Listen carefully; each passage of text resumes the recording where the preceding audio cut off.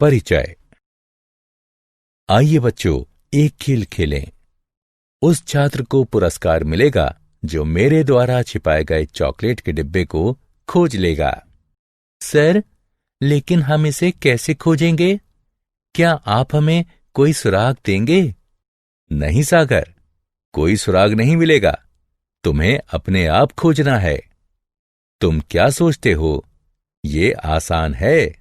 Sir, मुझे नहीं लगता है पूरी कक्षा इसे खोजेगी और इससे अव्यवस्था फैल जाएगी। सागर, तुम सही हो। इसी प्रकार जब हम तत्वों को खोजते हैं तो एक अव्यवस्था हो जाती है। आओ, मैं तुम्हें इसके बारे में विस्तार से बताऊं। बच्चों, इस पाठ में हम यह सीखेंगे कि किस आधार पर तत्वों का वर्गीकरण किया जाता है। उद्देश्य। इस पाठ के अंत में आप निम्न करने में सक्षम हो जाएंगे। तत्वों के वर्गीकरण के प्रारंभिक प्रयास का वर्णन करना, मेंडेलीव की आवर्त सारणी का वर्णन करना, आधुनिक आवर्त सारणी का वर्णन करना।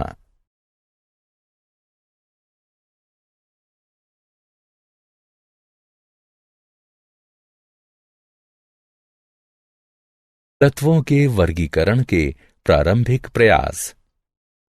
आरंभिक काल में वैज्ञानिक तत्वों को पूर्णतः धातु या अधातु होने के आधार पर वर्गीकृत करते थे। इस वर्गीकरण की अपनी सीमाएं थीं। सभी तत्व केवल दो वर्गों में विभाजित थे। इस कारण धातुओं का समूह बहुत विशाल हो गया। कुछ तत्वों में धातु और अधातु दोनों के गुण थे। उन्हें किसी भी वर्ग में नहीं रखा जा सकता था। इसके कारण तत्वों के वर्गीकरण में किसी प्रतिरूप या नियमितता की पहचान और फिर वर्गीकरण की आवश्यकता बढ़ गई। डायबेराइनर के त्रिक। सन 1817 में जर्मन रसायनज्ञ वुल्फगॉन्ग डायबेराइनर ने समान गुणधर्मों वाले तत्वों को समूहों में व्यवस्थित करने का प्रयास किया। उन्होंने 3-3 तत्व वाले कुछ समूहों को चुना एवं उन समूहों को त्रिक कहा। डायबेराइनर ने बताया कि त्रिक के तीनों तत्वों को उनके परमाणु द्रव्यमान के आरोही क्रम में रखने पर बीच वाले तत्व का परमाणु द्रव्यमान अन्य दो तत्वों के परमाणु द्रव्यमान का लगभग औसत होता है। उदाहरण के लिए कैल्शियम Ca 40, स्ट्रोंटियम Sr 88 एवं बेरियम Ba 137 के त्रिक में पहले और तीसरे तत्व के द्रव्यमानों के मध्य दूसरे तत्व के द्रव्यमान के बराबर है, यानी 40 जमा 137/2 बराबर 88 म्यू।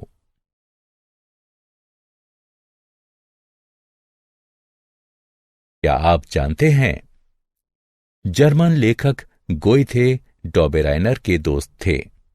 वो डायबेराइनर का व्याख्यान नियमित सुनते थे और उनकी केमिकल एफिनिटीज के सिद्धांत का प्रयोग उन्होंने अपनी 1809 के प्रसिद्ध लघु उपन्यास इलेक्टिव एफिनिटीज में किया था। न्यूलैंड्स का अष्टक सिद्धांत। डायबेराइनर के शोध ने दूसरे वैज्ञानिकों को भी तत्वों के वर्गीकरण के लिए प्रेरित किया। त्रिक ज्यादा उपयोगी नहीं थे क्योंकि वो एक साथ केवल 3 तत्वों को वर्गीकृत करते थे। सन 1866 में अंग्रेज वैज्ञानिक जॉन न्यूलैंड्स ने खोज की कि जब तत्वों को परमाणु द्रव्यमान के आरोही क्रम में व्यवस्थित किया जाता है तो प्रत्येक 8वें तत्व का गुणधर्म पहले तत्व के समान होता है। इसे अष्टक सिद्धांत कहा गया।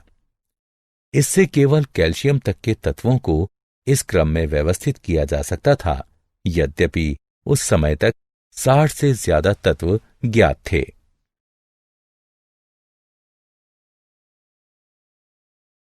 क्या आप जानते हैं, दूसरे वैज्ञानिकों की तरह ही न्यूलैंड्स भी समान भार और परमाणु भार का प्रयोग करते समय अर्थ विभेद नहीं करते थे और 1863 में अपने शोध पत्र में उन्होंने अपने पूर्वजों द्वारा प्रयोग किए गए मान का ही प्रयोग किया। इस पद को अब सापेक्षिक परमाणु द्रव्यमान कहते हैं।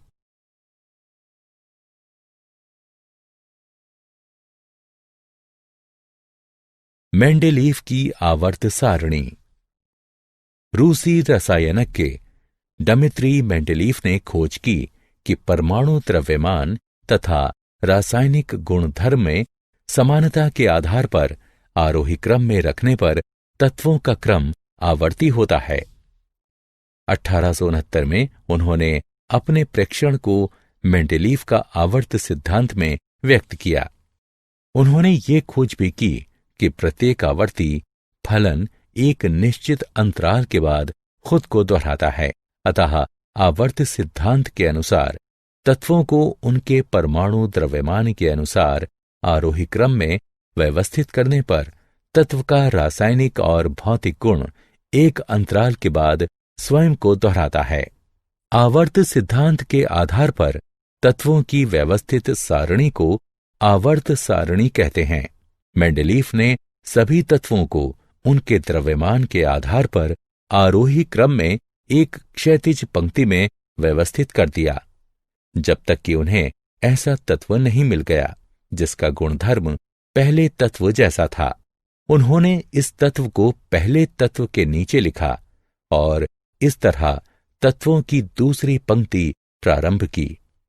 इस तरह वो सभी ज्ञात तत्वों को उनके गुणधर्म के आधार पर वर्गीकृत करने में सफल रहे।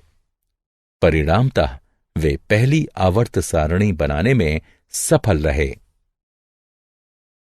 मेंडेलीव की आवर्त सारणी की विशेषताएं। मेंडेलीव की आवर्त सारणी की निम्नलिखित विशेषताएं हैं। आवर्त सारणी में व्यक्त क्षैतिज पंक्तियों को आवर्त कहते हैं। आवर्त सारणी में 1 से लेकर 7 तक कुल 7 आवर्त थे। किसी आवर्त विशेष के तत्व के गुण बाएं से दाएं ओर एक नियमित प्रकार प्रदर्शित करते थे। ऊर्ध्व स्तंभों को समूह कहते हैं।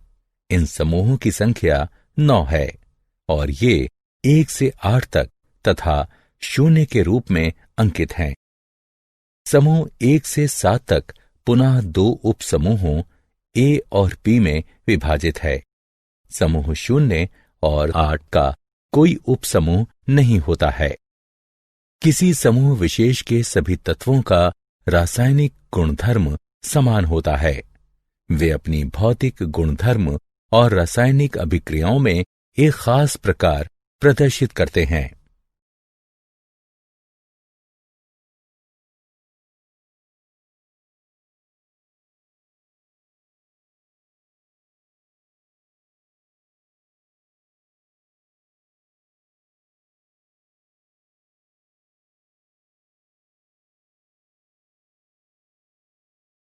मेंडेलीव की आवर्त सारणी की सीमाएं।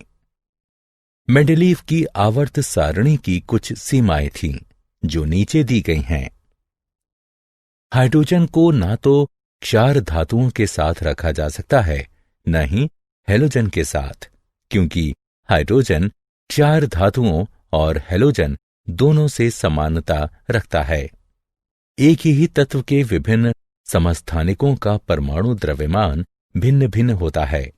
इसे ध्यान में रखने की जरूरत है और प्रत्येक को आवर्त सारणी में भिन्न स्थान देना चाहिए। हालांकि रासायनिक रूप से समान होने के कारण उन्हें एक ही स्थान दिया जाना था।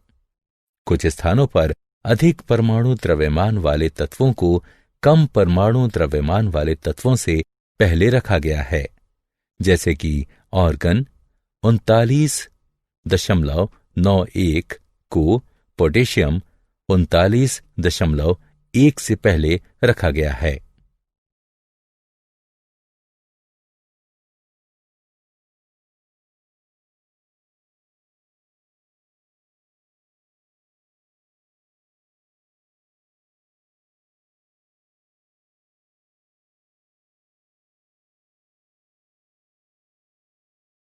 क्या आप जानते हैं, मेंडेलीफ ने पेट्रोलियम के मूल स्रोत का अध्ययन किया और इस निष्कर्ष पर पहुंचा कि हाइड्रोकार्बन अबायोजेनिक हैं और धरती के बहुत भीतर से आते हैं। उसने लिखा था, ध्यान देने वाली मुख्य बात यह है कि पेट्रोलियम धरती की गहराई में जन्म लेता है और यही इसके मूल स्रोत की खोज करनी चाहिए।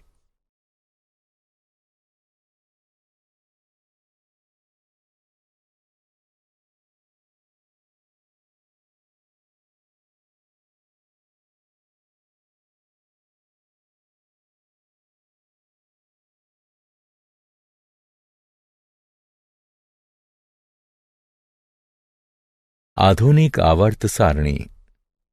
सन 1913 में हेनरी मोजले नामक अंग्रेज भौतिकविद ने खोज की कि तत्व के परमाणु द्रव्यमान की तुलना में उसका परमाणु संख्या अधिक आधारभूत गुणधर्म है। परमाणु संख्या परमाणु के नाभिक में उपस्थित प्रोटॉनों की संख्या को बताती है। न्यूट्रल परमाणु में इलेक्ट्रॉनों की संख्या भी परमाणु संख्या के बराबर होती है। इससे आवर्त सारणी में परिवर्तन हुआ। आधुनिक आवर्त सिद्धांत के अनुसार तत्वों के रासायनिक और भौतिक गुणधर्म उनकी परमाणु संख्या के आवर्त फलन होते हैं। आधुनिक आवर्त सारणी में तत्वों का स्थान। सबसे अधिक प्रयुक्त आवर्त सारणी आधुनिक आवर्त सारणी का दीर्घ संस्करण है। आइए आवर्त सारणी की कुछ विशेषताओं को देखें। समूह। आवर्त सारणी में 18 स्तंभ हैं। इन स्तंभों को समूह कहते हैं। समूहों के सबसे बाएं तरफ तत्व क्षार तत्व हैं और सबसे दाएं तरफ नोबल गैसें हैं। समूह के सभी तत्वों का इलेक्ट्रॉनिक विन्यास समान होता है और संयोजकता इलेक्ट्रॉनों की संख्या भी समान होती है। आवर्त। आवर्त सारणी की 7 पंक्तियां आवर्त कहलाती हैं। प्रत्येक आवर्त में एक नया कोश भरा जाता है। आवर्त संख्या उस कोश की भी संख्या होती है जिसका भरा जाना शुरू हुआ है।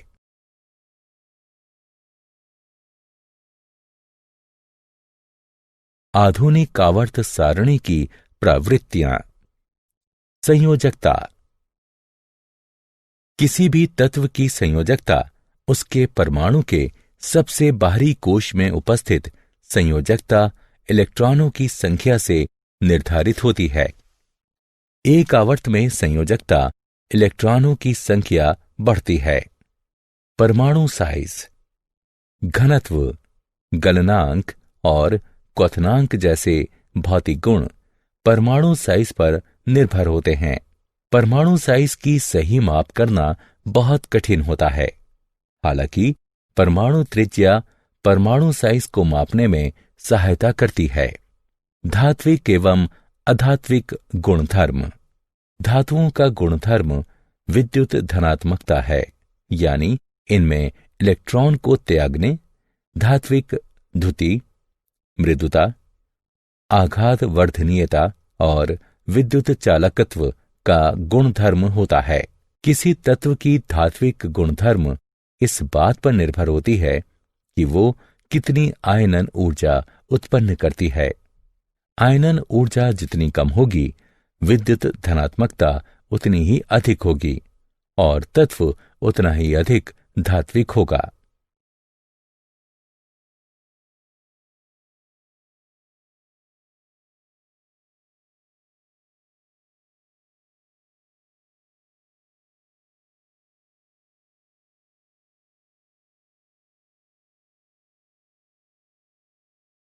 सारांश। आइए हमने जो कुछ सीखा है उसे संक्षेप में दोहराएं। वैज्ञानिक तत्वों को धातु एवं अधातु के आधार पर वर्गीकृत करते थे।